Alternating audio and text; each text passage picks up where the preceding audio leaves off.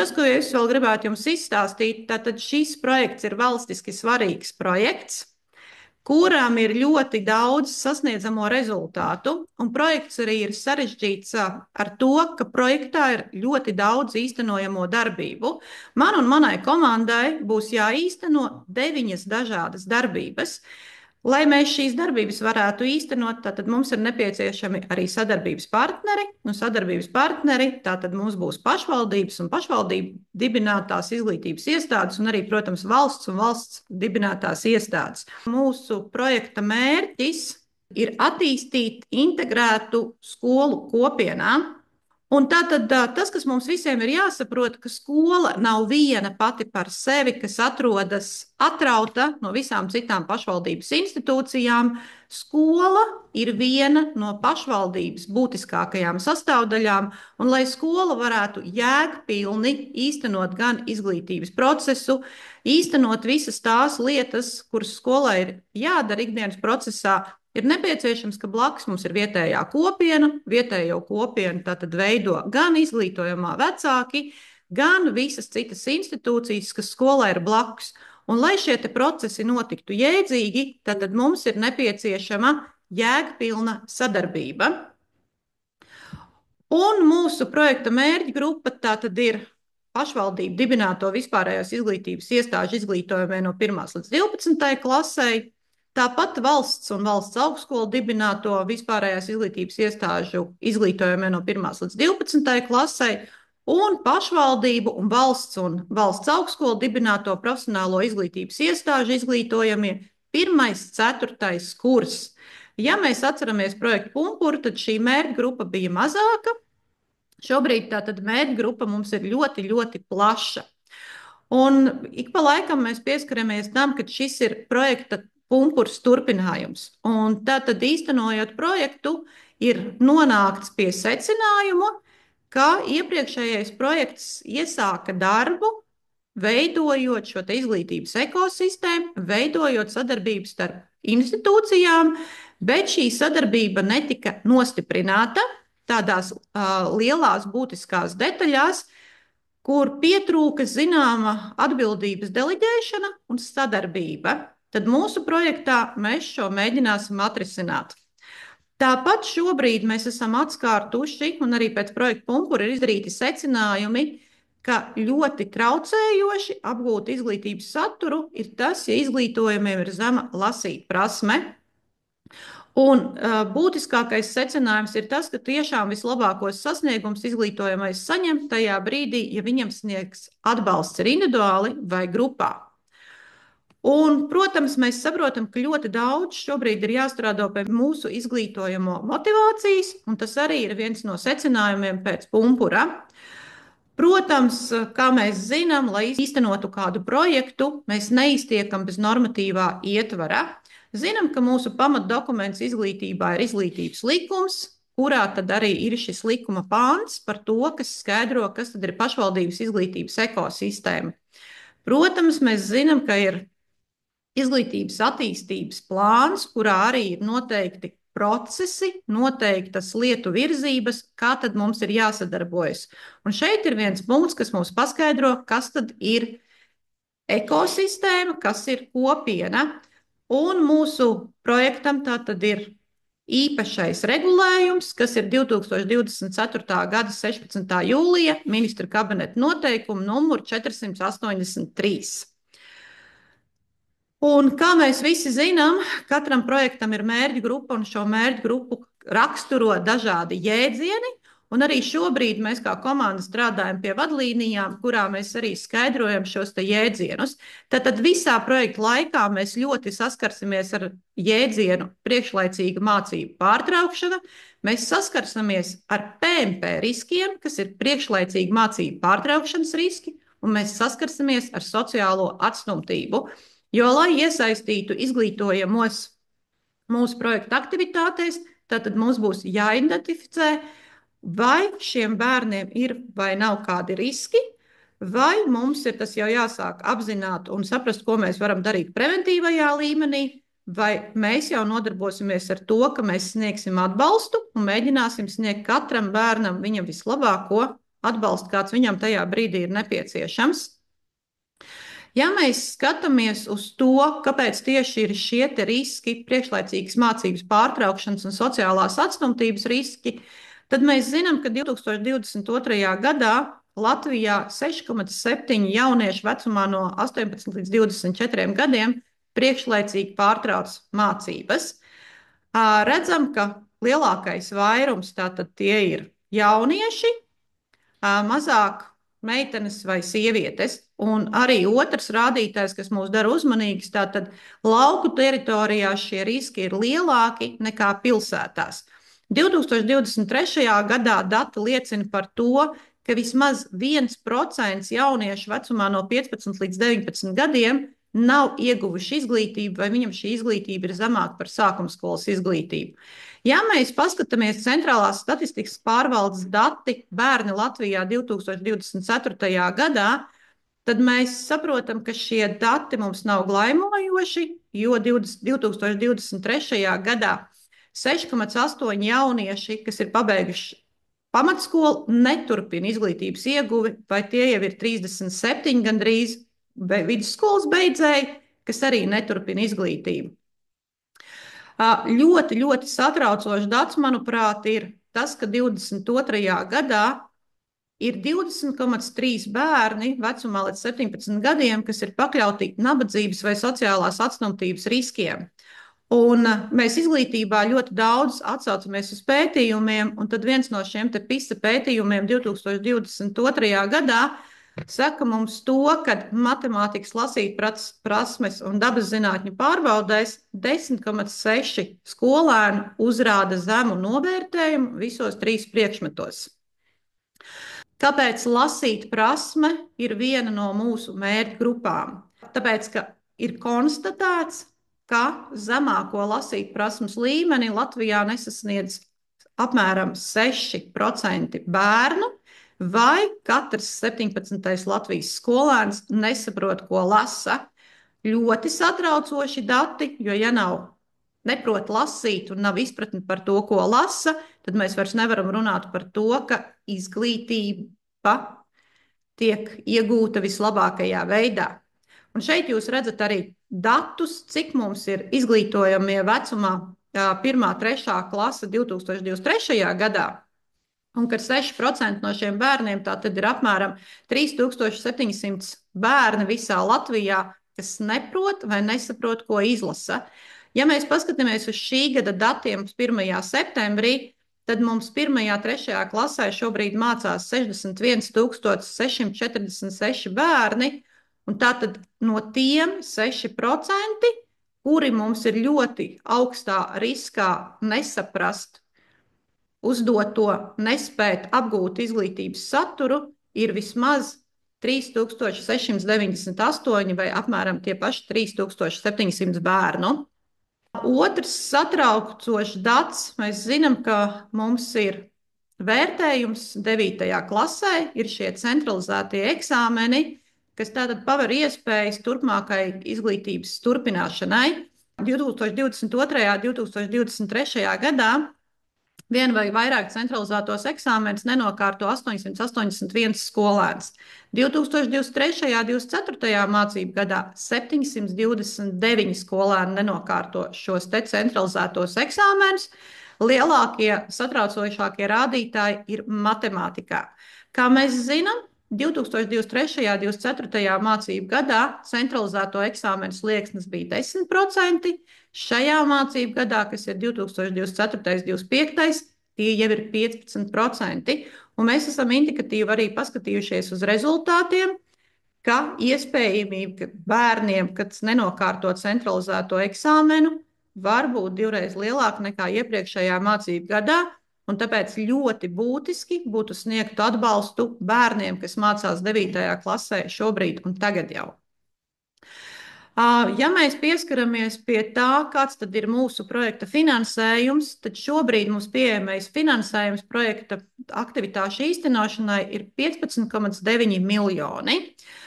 Protams, ir arī plānotais maksimālais finansējums, kas sastāv 23,4 miljonus, bet uz šo plānoto finansējumu mēs varēsim pretendēt tikai pēc 2026. gada, ja ļoti veiksmīgi mēs īstenosim projekta aktivitātes un spēsim pierādīt, ka šis elastības finansējums mums ir vitāli nepieciešams. Un tad finansējuma saņēmējs ir Valsts izglītības satura centrs, un kā jau es minēju, sadarbības partneri mums ir pašvaldības, valsts un valsts augstskolu dibinātās profesionālās izglītības iestādes un valsts augstskolu dibinātās vispārējās izglītības iestādes. Tātad projekta īstenošanas termiņš ir līdz 2029. gada 31. augustam. Tālāk jau mēs informēsim par šīm mūsu projekta aktivitātēm. Un šeit jūs redzat arī jau projekta aktivitātēm laika rāmi, kādā veidā tad šīs projekta aktivitātes tiek īstenotas. Un tad šajā tabuliņā kreisajā malā jūs redzat lielo darbību, un pašā tabulā tad ir šīs apakšdarbības, ko tad šī lielā darbība sevī ietvers. Un tātad viena no lielajām mūsu projekta aktivitātēm ir atbalsts starpresoru sadarbības stiprināšanai. Un, lai mēs šo starpresoru sadarbības stiprināšanu varētu veidot, projekts uzskata, ka būtiski ir izstrādāt rekomendācijas, kādā veidā tad šai sadarbībai būtu jānotiek. Un šīs rekomendācijas ir plānotas, ka viņas tiek izstrādātas gan izglītības iestādes līmenī, gan pašvaldības līmenī. Un plānots, ka rekomendācijās tiek atrunātas katras iesaistītās institūcijas atbildība, katras iesaistītās institūcijas darbības. Mēs zinām, ka šobrīd jau izglītības iestādēs darbojas šie dažādie algoritmi, kā tad sadarboties, kā sniegt vislabāko atbalstu. Tāpat ir arī pašvaldības, bet reizēm mēs nesaprotam, kur tad ir šī robeža, kur beidzas viena atbildība un sākās nākošās institūcijas atbildība, tai skaitā, kurā brīdī šī atbildība pāriet, tā teikt, nacionālajā līmenī, kad iesaistās kaut vai Bērnu tiesību aizsardzības centrs un sniedz izglītības iestādēm atbildību. Nu, lūk, tātad mēs plānojam, ka ar šīm rekomendācijām mēs sakārtosim gan vienotus jēdzienus, ko saprot gan visdažādākie speciālisti dažādās institūcijās, tai skaitā, lai arī mūsu ministrijas, tieslietu, labklājības, veselības, izglītības ministrija ar vieniem un tiem pašiem jēdzieniem saprast vienas un tās pašas lietas. Nu, lūk, viens būs par to, ka mēs izstrādājam rekomendācijas, bet lai šīs rekomendācijas mēs ieviestu dzīvē, mēs rīkosim arī apmācības. Un apmācības ir plānotas, ka tās notiks gan izglītības iestādes līmenī, atbalsta personālam, pedagogiem, administrācijai, gan pašvaldības līmenī, kurā tad skatīsimies, kas tad ir pašvaldībā pieejamie resursi un kā šo atbalstu var vislabāk nodrošināt. Un, protams, tālāk šo te arī kaskadējot, kā jau es teicu, kurā brīdī tad iesaistās šīs te valsts institūcijas. Un šobrīd tabuliņā jūs redzat, kas tad ir tās mūsu darbnīcas un cik daudz šo te konkrēto lietu mēs plānojam īstenot. Nākošā mūsu darbība, protams, ir grupu supervīzijas. Ja iepriekš mums bija pazīstams, ka grupu supervīzijas mums tika nodrošināts pedagogiem, tad mūsu projektā šobrīd supervīzijas tiks organizētas tieši šīm sadarbības grupām. Jo sadarbības grupa ir tā, kurai jābūt vienādai izpratnei, un sadarbības grupa ir tā, kura strādās ar zināmu problemātiku, un tad šī supervīzija spēs sniegt atbalstu pašiem speciālistiem, kā neizdegt, kā strādāt, kā sasniegt vislabākos rezultātus. Nākošā mūsu aktivitāte tātad ir mentoru programmas izstrāde un īstenošana. Jau šobrīd ir noslēgts līgums par mentoru programmas izstrādi. Tātad programma ir plānots izstrādāt līdz 31. maijam 2025. gadam. Tālāk sadarbībā ar pašvaldībām organizēsim mentoru dalībnieku atlasi, nāksim palīgā pašvaldībām ar kritēriju izstrādi, kāds tad tas mentors pēc profila varētu būt un ko tad mentoram būtu jāzina. Mums ir plānots, ka mēs izstrādājam 36 stundu programmu un plānojam, ka jau 2025. gadā mēs mentors arī apmācam, un mentori tātad būs pieejami atbalsta sniegšanai no 2026. gada sākuma. un plānots, ka šie mentori savu darbu varēs veikt, esot gan izglītības iestādēs kā darbiniekiem, gan kā darbiniekiem pašvaldībām. Vēl viena lielā mūsu aktivitāte ir mērķsadarbības un izglītojošo pasākumu īstenošana. Šie pasākumi būs gan no mūsu puses īstenoti, gan šos pasākumus varēs īstenot arī pašas pašvaldības. Un arī tabuliņā tad jūs redzat, kas tad ir tie pasākumi, kas ir zem šiem mērķsadarbības izglītojošiem pasākumiem. Un, protams, kā jau visos projektos, mēs neiztiksim arī bez komunikācijas pasākumiem. Un tiem komunikācijas pasākumiem, tātad līdzīgi kā pumpurā, mēs veidosim dažādus stāstus, kā tad mēs varam tikt galā ar kādu problemātiku. Mēs veidosim izpratni par to, kā tad runāt vienā latviešu valodā gan izglītības iestādē, gan Latvijā. Mēs veidosim arī kampaņas par to, cik nozīmīga ir lasīt prasme un kā lasīt prasmes apguvē var sniegt atbalstu ik viens kopienas iedzīvotājs. Un tātad pats būtiskākais, kā mēs varam sasniegt katru jaunieti, tātad ir šī individualizētā atbalsta sniegšana. Par cik mūsu projektā šobrīd finansējums ir mazāks nekā projektā Pumpurs, tad būs ne tikai individuālas nodarbības izglītojumiem, bet arī nodarbības grupās. Kā veidot šīs grupas, tiks atrunāts vadlīnijās, un mēs rīkosim vēl kādu papildus semināru, kur mēs jums stāstīsim par konkrētām aktivitātēm un lietām, kā tad to darīt. Ar ko mēs atšķiramies arī no projekta Pumpurs? Ja iepriekš projektā Pumpurs bija pieejams arī šis ekonomiskais atbalsts, kur mēs varējām gan nodrošināt izglītojamiem ēdināšanu, transportu, individuālos lietošanas līdzekļu, tad šobrīd mūsu projektā šāda piedāvājuma nebūs. Tātad mums ir vienīgi un tikai fokus uz bērna personīgajiem sasniegumiem izglītības jomā, uz atbalstu bērnam, lai viņam būtu pēc iespējas vieglāk apgūt mācību saturu. Un tātad jau iepriekš tika pieminēts par individuālo un grupu atbalstu lasīt prasmei. Būs pieejams arī konsultatīvais atbalsts mācību priekšmetos.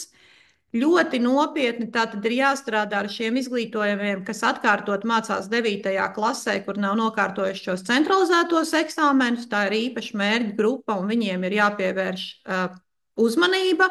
Un šiem izglītojumiem tātad mēs uzskatām, ka tikai un vienīgi vislabāko atbalstu nodrošinās individuālais atbalsts. Un, protams, jau manis pieminētais mentora atbalsts, kas būs pieejams jebkuram izglītojumam, kurš mums ir šajās riska grupās no 13 gadu vecuma. Un atbalstu varēs sniegt tikai tās personas, kas būs apmācītas mūsu projekta programmā. Vēl viena lielā sadaļa ir iniciatīvu projekti un partnerības projekti. Tātad skolas kopienas iniciatīvas projekts sagatavos pašvaldības sadarbībā ar nevalstiskajām organizācijām. Un redzam, ka tos visā pašvaldībā īstenos vismaz 300 projektu apjomā.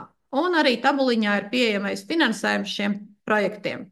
Un otra grupa ir izglītības iestāžu partnerības projektu īstenošana, kas ir vērsti uz to, lai nostiprinātu latviešu valodas prasmes. Kā mēs zinām, šobrīd notiek izglītībā process pāreja uz vienotu skolu, un šie projekti tātad nostiprinās latviešu valodas prasmes. Šie projekti sniegs vislabāko atbalstu tur, kur mums ir šie mazākuma tautību skolēni, un redzam, ka tie būs vismaz 200 īstenoti projekti.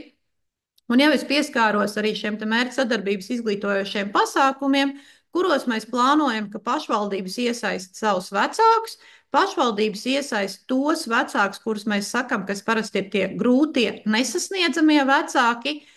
Būs jāveido pasākumi, lai šiem vecākiem veidot izpratni, kāpēc viņi ir tie, kuri spēj nodrošināt saviem bērniem vislielāko atbalstu. Protams, šajos pasākumos mēs saprotam, ka jāliek uzsvars arī uz lasīt prasmes attīstību. Kas tad ir jāizdara pašvaldībai, skolai, lai varētu iesaistīties mūsu projektu īstenošanā? Šobrīd jau pašvaldības ir saņēmušas no mums vēstulīti, kurā mēs lūdzam sniegt mums jau atgrieznisko saiti par šajā slaidā minētajiem kritērijiem. Un es domāju, ka izglītības iestādes jau ir tikušas iesaistītas, lai šo te mums atsūtītu. Tātad jums ir jāapzina situācija, kāda tad ir jūsu pašvaldībā ar šiem te priekšlaicības mārtības pārtraukšanas riskiem. Protams, lai pašvaldība iesaistītos projekta īstenošanā, pašvaldībai nedrīkst būt nodokļu parādi.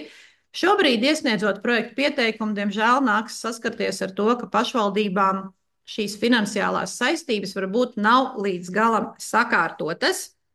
Plānojam, ka 2025. gada sākumā mēs varēsim slēgt sadarbības līgumus ar pašvaldībām, jo šobrīd mēs esam saņēmuši informāciju, ka mūsu projekts ir apstiprināts. Mums vēl ir palicis noslēgt līgumu ar Centrālo finanšu līgumu aģentūru.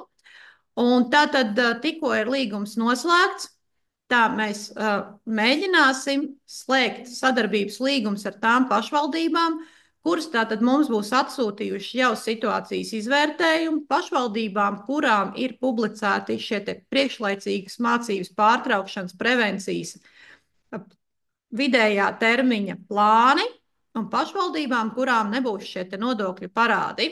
Es noteikti vēl atbildēšu uz jautājumiem, tie, kas jums būs radušies arī pēc manis šīs prezentācijas vai pēc maniem kolēģiem. Ja jums ir arī kādi jautājumi, aicinu ierakstīt jautājumus arī čatā.